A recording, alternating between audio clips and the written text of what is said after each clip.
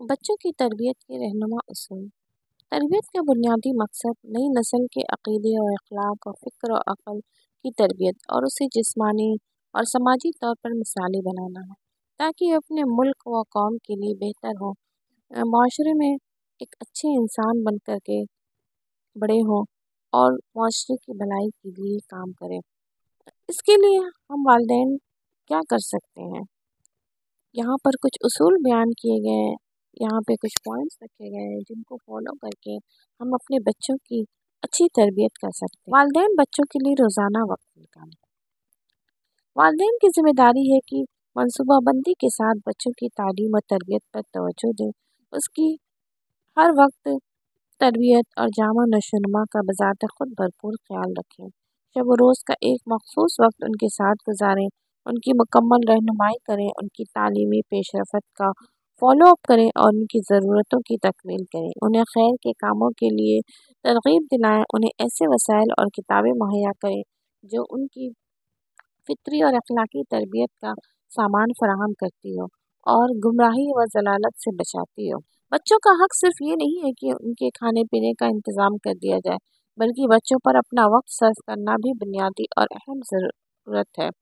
بچوں کو اس سے محروم رکھنا ان کے ساتھ ناانصافی اور حق تلفی ہے، اس لیے آپ شب و روز کے کچھ اوقات بچوں کے لیے مخصوص کریں، ان کی تعلیمی پیش رفت کا جائزہ لیں، انہیں ہوم ورک کی مکمل کرنے کی تلقین کریں، انہیں قابل قدر اور قیمتی نصیحتیں کریں اور ان میں صالح اور مثالی انسان بن کر زندگی گزارنے کا جذبہ بیدار کریں۔ گھر، مسجد، اسکول و مدرسے کے درمیان کوآرڈینیشن۔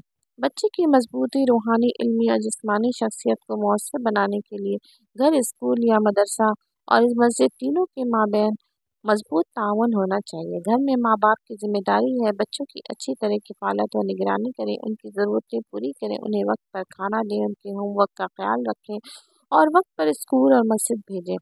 بچوں کی تربیت میں مسجد کا رول بھی بہت اہم ہے، وہ بچوں کی روحانی تربیت کرتا ہے، ان کے ذہن و دماغ کو علائشوں سے پاک کرتا ہے، ان میں تقویٰ و طہارت پیدا کرتا ہے، جہاں جا کر انہیں دین اور مذہب سے محبت پیدا ہوتی ہے، جہاں وہ قرآن کی تلاوت کرتے ہیں، اذکار، نوافل، مستحبات کا اہتمام کرتے ہیں۔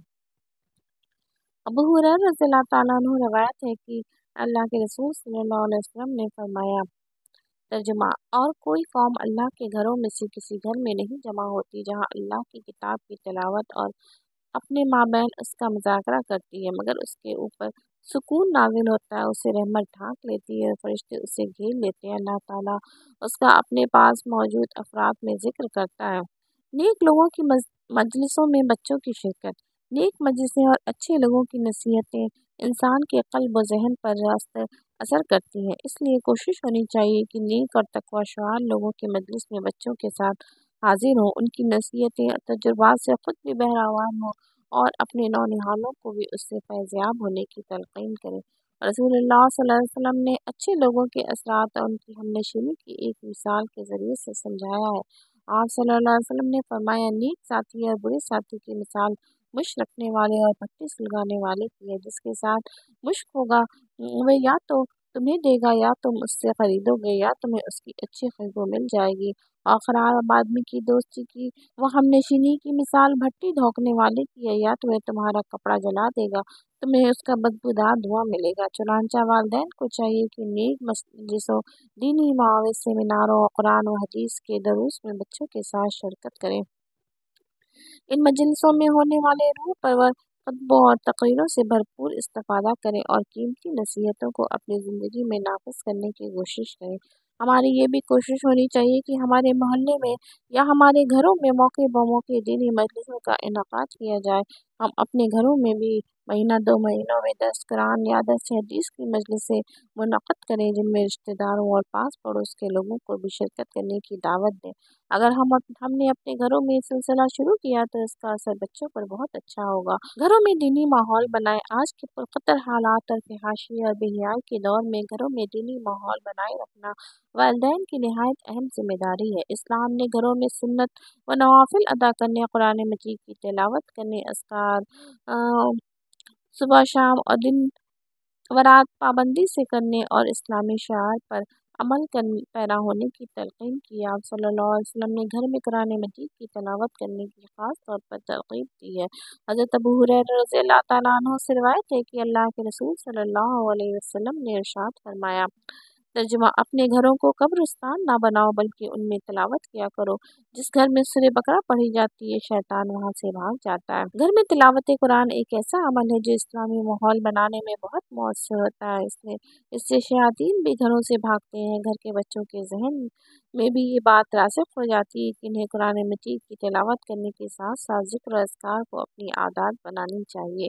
جب ہمارے گھر کا ماحول اسلامی ہوگا، جب ہم اس ماحول میں بچوں کے ساتھ وقت گزاریں گے، جب ہم گھروں میں بچوں کو دینی باتیں سکھائیں گے، نماز و تلاوت قرآن کا ماحول بنائیں گے، آپ سے گفتگو میں باہمی ادب و احترام کا لحاظ رکھیں گے تو اس کا بچوں پر خاطر خواہ اثر پڑے گا۔ یہ بات یاد رکھیں کہ اگر موجودہ حالات میں ہم نے اپنے بچوں کو دین و اخلاق سے ہم آہنگ ماحول فراہم نہیں کیا تو ان کے بھٹکنے اور گمراہ ہونے کے خطرات بڑھ جائیں گے، کیونکہ تعلیم گاہ سے لے کر سماج اور معاشرے تک بے حیائی کا لاحصار ہے۔ چنانچہ والدین کو چاہیے کہ گھر کے ماحول کو خالص دینی بنانے کے ساتھ بچوں کی تربیت پر بھرپور توجہ دیں۔ گھر میں خوشی و مسرت کا ماحول، گھر میں ہنسنے ہنسانے، لطف و مزاح اور خوش مزاجی کا ماحول بنائیں۔ بچوں کے مابین کھانے کے ٹیبل پر اور مختلف موقع پر ایسی لطیفے اور ہنسنے والی باتیں کریں جن سے طبیعت خشاش بشاش ہو جائے، چہروں پر مسکراہٹ آ جائے اور ہر شخص خوش و خرم دکھے۔ بچوں کے سامنے موقع بے موقع باریک نکتے، خوبصورت لطیفے اور عمدہ دلچسپ قصے بیان کریں تاکہ سبوں کو تازگی نصیب ہو۔ خود بچوں سے بھی دلچسپ چیزیں سنیں اور ان پر ان کی حوصلہ افزائی کریں تاکہ وہ خوشگوار ماحول میں جی سکیں اور ان کے مزاج میں خشکی نہ پیدا ہو۔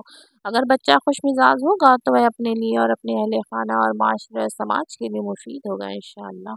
بچوں پر ماحول کا اثر یوں تو ہر عمر کے لوگوں پر پڑتا ہے، لیکن بچوں پر اس کا اثر زیادہ ہوتا ہے۔ بچوں میں کسی بات کی اخذ کرنے کی صلاحیت بہت زیادہ ہوتی ہے اور سنتے سنتے انگریزی، عربی اور دوسری غیر ملکی زبانوں کے الفاظ و کلمات بھی بہت جلد ادا کرنے لگتا ہے۔ بچہ اس قدر دوسروں کی کاپی کرتا ہے کہ وہ بولنے والوں سے الفاظ سیکھتا ہے، چلنے والوں سے چلنے کا انداز سیکھتا ہے، اپنے بڑوں سے اٹھنے بیٹھنے اور کھانے پینے کے طریقے سیکھتا ہے، گانے سن کر گنگناتا ہے، گالیاں سن کر گالیاں اس کی زبان پہ چڑھ جاتی ہیں، اچھی باتیں سنتا ہے تو انہیں کو دہراتا ہے۔ اگر باپ کو نماز پڑھتے دیکھتا ہے تو اس کے ساتھ مصلی پر کھڑا ہو کر رکوع اور سجدے کی نقل کرتا ہے۔ غرض کہ بچے کا ذہن تیزی سے ماحول میں پیش آنے والی چیزوں کو اپنی گرفت میں لے لیتا ہے۔ چنانچہ ہمیں چاہیے کہ ہم اپنے معاشرے اور سماج اور ماحول کو خالص اسلامی و دینی بنائیں تاکہ ہمارے بچوں کے ذہن پر اچھی چیزیں نقش ہوتی چلی جائیں اور وہ بھی ان چیزوں کو اپنانے کی کوشش کرنے لگیں۔ بچوں کی سرگرمیوں پر دھیان رکھنا، عموماً بچے صبح 7 بجے اسکول جانے کی تیاری کرتا ہے اور شام 2 بجے کے بعد گھر واپس آتا ہے۔ اسکول جانے سے پہلے کا وقت سونے اور تیاری کرنے میں گزر جاتا ہے۔ واپسی کے بعد سے لے کر رات میں سونے تک کے بیچ میں جو وقت ملتا ہے اس میں اسکول کا ہوم ورک بھی کرنا ہے اور کھانا پینا اور کھیلنا بھی۔ اس کے لیے وقت کی تنظیم بہت ضروری ہے تاکہ اس کے مختصر سے وقت میں بچہ اپنے سارے کام پورا کر سکے۔ آج کل تو عمومی صورتحال یہ ہے کہ والد آفس اور کاروبار سے اتنی تاخیر سے واپس آتے ہیں کہ بچے نیند کی آغوش میں جا چکے ہوتے ہیں۔ ماں کھانا پکانے اور اگر خدا نخواستہ ٹی وی دیکھنے کا شوق ہو تو اس میں اپنا وقت گزار دیتی ہے۔ ایسی صورت میں والدین بچوں کی سرگرمیوں پر ہمہ جہت نگرانی نہیں رکھ پاتے، جبکہ انہیں چاہیے کہ بچوں کی روزانہ سرگرمیوں پر مکمل طور پر نگاہ رکھیں، ان سے روزانہ اسکول میں انجام دی جانے والی ایکٹیویٹیز اور تدریس کے بارے میں پوچھیں، انہیں ہوم ورک کے مکمل کرنے کی تاکید کریں، روزانہ کھیلنے اور صحیح وقت پر گھر واپس آنے، پابندی سے نماز ادا کرنے اور صبح میں قرآن مجید کی تلاوت کرنے وغیرہ کی تلقین کرتے رہیں۔ اگر ہم نے ایک کے بعد دیگر بچوں کی صبح سے شام تک کی سرگرمیوں پر پوری نگرانی رکھی تو ان کا اس کی زندگی پر نہایت ہی گہرا اثر پڑے گا اور اچھی خوبیوں کو اپنی عادت بناتے چلے جائیں گے اور ان کی زندگی ایک منظم شیڈول کے مطابق گزرنے لگے گی۔ بچوں کے شوق اور دلچسپی کا پورا خیال رکھنا، ہمیشہ تعلیم و پیشہ اختیار کرنے میں بچے کے ذوق اور دلچسپی کا بھرپور خیال رکھیں۔ بچہ مزاج، ذہانت، قوت اور شوق میں ایک دوسرے سے بالکل مختلف ہوتے ہیں۔ حکیم باپ اور دانشمند مربی کی ذمہ داری ہے کہ وہ بچوں کے لیے ان کے مزاج سے ملتے جلتے میدان کا انتخاب کریں جو ان کی میلانات اور ذوق و شوق کے مطابق ہو، ان کی امیدوں کو بروئے کار لا سکیں۔ بچوں میں مطالعے کا شوق پیدا کریں۔ یہی شوق بچوں کی عزت اور عظمت کی بلندیوں پر فائز کرے گا۔ وہ فکری شعور کو پیدا رکھنے اور اپنے معلومات میں ہر لمحے اضافہ کرنے کے جذبے کے ساتھ جئیں گے۔ بچوں کی شروع سے تعلیم و مطالعے کا شوق دلائیں۔ انہیں بتائیں کہ مطالعے کے ذریعے ہی وہ عظیم منصب عہد تک پہنچیں گے۔ تعلیم کے ذریعے ہی انہیں اچھا کیریئر ملے گا۔ تعلیم ہی کے ذریعے اپنے مذہب کو مثبت انداز میں دنیا کے سامنے پیش کر سکتے ہیں۔ تعلیم کی برکت سے وہ اہل دنیا کو بتا سکتے ہیں کہ اسلام دنیا کے تمام مسائل اور مشکلات کا علاج ہے۔ تعلیم کے عظیم مقاصد کو حاصل کرنے کے لیے بچوں میں فکری کتابوں، تاریخی لٹریچر کے مطالعے کا شوق پیدا کریں۔ اگر ہم اپنے بچوں میں یہ شوق پروان چڑھانے میں کامیاب ہو گئے تو یقیناً اس کا مستقبل تابناک ہوگا اور کامیابیاں ان کے قدم چومیں گی۔ علامہ اقبال نے فرمایا ہے، نہیں ہے نا امید اقبال اپنے کشت ویرا سے، ذرا نم ہو تو یہ مٹی بہت زرخیز ہے ساقی۔ گھر میں ایک چھوٹی سی لائبریری بنائیں جس میں اہم کتابیں رکھیں۔ ان میں گھر کے ہر فرد کے لیے قرآن مجید ہو، آسان زبان میں لکھی گئی تفسیر ہو، تاکہ آپ اور آپ کے اہل خانہ اس کی مدد سے قرآن مجید کی سمجھ کر پڑھ سکیں۔ حدیث، فقہ اور عقیدے کے متعلق اہم کتابیں ہوں جس کی مدد سے آپ اپنے عقیدے اور ایمان، عبادت و معاملات اور شریعت اسلام کو سمجھ سکیں۔ تاریخی اور فقہی موضوعات پر اہم کتابیں ہوں۔ سیرت نبی اور مسلمانوں کے عروج و زوال پر مبنی بہترین کلیکشن ہو۔ اس طرح علمی اور تاریخی، ادبی اور طبی اور سائنسی اور معاشی موضوعات پر اہم کتابیں ہوں جن سے آپ اہل خانہ اور حسب ضرورت بھرپور مستفید ہو سکیں۔ تربیت اور تدریج انداز اختیار کرنا چاہیے، چنانچہ نہ تو اچانک محبت میں مبالغہ کریں اور نہ ہی سختی اور ڈانٹ ڈپٹ میں خلوص کام لیں۔ بچہ اگر کوئی کام اچھا کرے تو اس پر اس کی حوصلہ افزائی کریں، اور اگر وہ کسی غلطی کا ارتکاب کرے تو اس پر مناسب انداز سے تنبیہ کریں۔ تنبیہ کرنے میں ترتیب کا بھرپور خیال رکھیں۔ ہر مرحلے میں بچوں کی تربیت کی حکمت کے ساتھ کیے جائے۔ نصیحت اور پیار سے انہیں غلطی کا احساس دلایا جائے اور درج ذیل مراتب کا خیال رکھا جائے۔ بچہ اگر پہلی مرتبہ غلطی کرے تو اولاً اسے اشاروں اور کنایوں سے سمجھایا جائے۔ صراحتاً برائی کا ذکر کرنا ضروری نہیں۔ بچہ بار بار ایک ہی غلطی دہرائے تو اس کے دل میں یہ بات بٹھائی جائے کہ اگر وہ غلطی پر یوں ہی مصر رہے گا تو اس کے ساتھ سختی برتی جائے گی، پھر بھی اگر وہ اپنی غلطی پر مصر رہے تب اسے سزا دیں۔